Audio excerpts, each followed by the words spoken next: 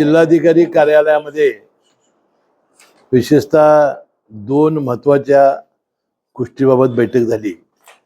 एक, मुख्यमंत्री बळीराजा पानंद योजना, जी अतिशय शेतकऱ्यांच्या दृष्टीनं फार महत्त्वाची आणि त्यांच्या सोयीची जी योजना आहे ती 100% यांत्रिकीकरणावर करण्यासाठी शासनाने योजना जाहीर केलेली आहे आणि 15 स्त्रोतांमधून त्याला निधी उपलब्ध होणार आहे.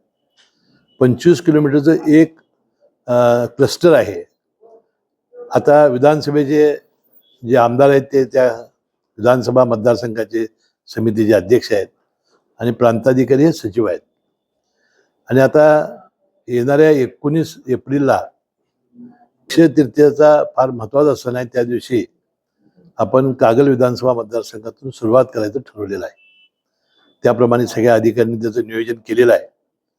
आता त्या पद्धतीनं ते काम आम्ही सुरू करणार आहोत आणि एक चांगलं काम शेतकऱ्यांच्या दृष्टीनं या विधानसभा मतदारसंघातलं करण्याचा माझा हेतू आहे.